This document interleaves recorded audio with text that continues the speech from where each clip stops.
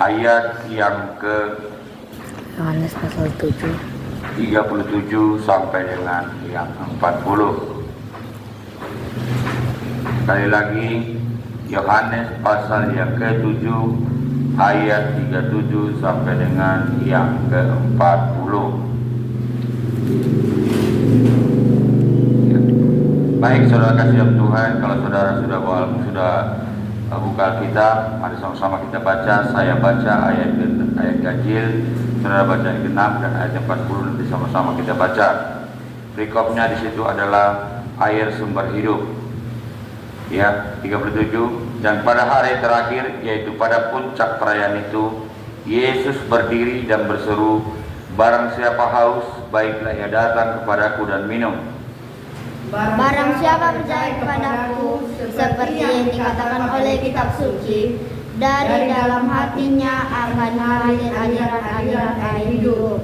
Yang dimaksud ialah roh yang akan diterima oleh mereka yang percaya kepadanya. Sebab roh itu belum datang karena Yesus belum dimuliakan. Beberapa orang di antara orang banyak yang mendengarkan perkataan itu berkata, "Dia ini benar-benar nabi yang akan datang." Ya, puji Tuhan saudara kasih dalam Tuhan. Ya, firman Tuhan sudah kita baca bagaimana di situ dikatakan kalau perikopnya adalah air sumber hidup. Tapi saya mengambil temanya adalah orang yang haus dan datang kepada Tuhan. Dan orang yang haus ya datang dan minum kepada air kehidupan. Saudara kasih dalam Tuhan, ya, hari ini adalah hari di mana saudara kasih dalam Tuhan kita boleh ya peringati hari ke-50 atau hari pencurahan Roh Kudus. Ya, di mana-mana itu setiap ya aliran karismatik pasti memperingati ini, ya. Saudara kasih dalam Tuhan, karena disinilah orang boleh melihat, ya, atau boleh merasakan bahwa kuasa Allah turun bagi setiap orang yang percaya kepadanya. Ya, saudara kasih dalam Tuhan, di situ dikatakan pada hari terakhir, pada waktu itu puncak perayaan, ya, itu Yesus berdiri dan berseru, "Barang siapa haus, baiklah datang kepadaku dan minum." Artinya saudara kasih dalam Tuhan, haus dalam arti bukan karena kita minum air putih, ya, bukan, ya. Haus di situ artinya saudara kasih dalam Tuhan, haus adalah satu kerinduan. Kita datang kepada Tuhan, berarti ada satu kerendahan hati. Makanya dalam Alkitab dikatakan, di dalam kitab Matius berkata, ya, "Berbahagialah orang yang haus dan lapar oleh karena Tuhan." Apa yang dimaksud dengan demikian? Berarti berbahagialah orang yang hidupnya ingin diberkati oleh karena firman Tuhan. Orang yang hidupnya diberkati oleh karena firman Tuhan, maka saudara kasih dalam Tuhan, selalu ada kerinduan untuk dia haus dan datang kepada Tuhan. Ya, tidak lari daripada Tuhan, tapi dia haus datang kepada Tuhan. Kenapa? Ya, air kehidupan itu, mungkin kalau air dalam dunia ini saudara kasih dalam Tuhan hanya sesaat sementara, tetapi air kehidupan yang diberikan dalam hidup kita adalah air hidup untuk selama-lamanya. Karena sumber segala sesuatu, kalau kita datang kepada sumber itu saudara kasih dalam Tuhan, maka kita akan mendapatkan sesuatu yang baik. Ya, sama saudara kasih dalam Tuhan, saya kasih contoh. Kalau kita minum, ya, kalau kita tidak haus nggak mungkin kita minum. Ya, kalau kita saudara kasih dalam Tuhan tidak dahaga, kita tidak akan minum.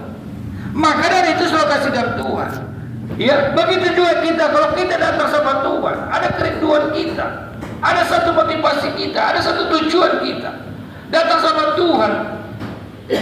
Berarti saudara kasih dalam Tuhan, engkau atau kita saudara kasih dalam Tuhan akan mendapatkan sesuatu air yang hidup, air yang bisa membenarkan, air yang bisa saudara kasih dalam Tuhan membuat hidup kita berubah, air yang bisa saudara kasih dalam Tuhan membasuh hidup kita. Ya, sama saudara kasih dalam Tuhan. Ya, kalau kita mandi, kalau tanpa air bagaimana saudara? Ya, begitu juga dalam kehidupan kita. Kita di situ dikatakan, hendaklah engkau dialiri dengan air. Air hidup itu siapa? Roh Kudus. Kudus yang memimpin hidup kita, Kudus yang menuntun hidup kita, Roh Kudus yang selalu menaungi setiap hidup kita. Ya, Terus selanjutnya dikatakan lagi saudara, barang siapa percaya kepadaku seperti yang dikatakan oleh kitab suci, dari dalam hatinya akan mengalir aliran air hidup. Artinya saudara kasih dalam Tuhan. Kenapa dikatakan barang siapa yang percaya? Bukan dikatakan orang yang tidak percaya. Saudara kasih dalam Tuhan. Kalau orang percaya berarti ada iman, ada satu keyakinan saudara kasih dalam Tuhan bahwa dia percaya. Ya, itu barang siapa percaya, ya, dia akan menerima aliran air hidup itu. Dia akan menerima saudara kasih dalam Tuhan Roh Kudus itu. Dia akan menerima saudara kasih dalam Tuhan sesuatu yang baik, yang baru saudara kasih dalam Tuhan. Semakin tinggalnya Roh itu dalam hidup kita, semakin mengalir Roh Kudus itu saudara kasih dalam Tuhan. Ya, sama dengan pujian berkata, mengalirlah kuasa Roh Kudus, mengalirlah di tempat ini, mengalirlah Roh Kudus, pulihkanku. Kasih dalam Tuhan. Kalau Roh Kudus itu tinggal dalam hidup kita, kalau Roh Kudus itu mengalir dalam hidup kita, maka hidup kita saudara kasih dalam Tuhan akan hidup yang berdampak positif. Hidup kita akan selalu saudara kasih dalam Tuhan dituntun. Hidup kita selalu dipegang oleh Tuhan. Karena apa? Karena firman Tuhan berkata saudara kasih, peganglah tanganku Roh Kudus setiap hari, kapanpun. Ya, karena Roh Kudus itu tidak pernah tinggal diam. Roh Kudus itu ada selalu bersama dengan kita. Kita minta saudara kasih dalam Tuhan, biar Roh Kudus itu tercurah bagi kita siang hari ini. Biar Roh Kudus itu mengalir dalam hidup kita siang hari ini saudara. Ya, bahkan di sini dikatakan lagi, yang dimaksudnya ialah saudara kasih dalam Tuhan, Roh yang akan diterima oleh mereka yang percaya kepadanya. Sebab Roh itu belum datang karena Yesus belum dimuliakan. Artinya saudara Tuhan, seringkali orang bertanya saudara kasih dalam Tuhan, ya, apa yang dimaksud dengan itu saudara? Tetapi Tuhan katakan, Tuhan ingatkan lagi saudara kasih dalam Tuhan, yang dimaksud adalah Roh yang diterima bagi orang yang percaya. Artinya saudara kasih dalam Tuhan, dengan kita percaya, dengan kita terima Roh Tuhan itu saudara, maka saudara kasih dalam Tuhan, kita akan lihat saudara kasih dalam Tuhan, proses demi proses itu akan berlalu saudara kasih dalam Tuhan.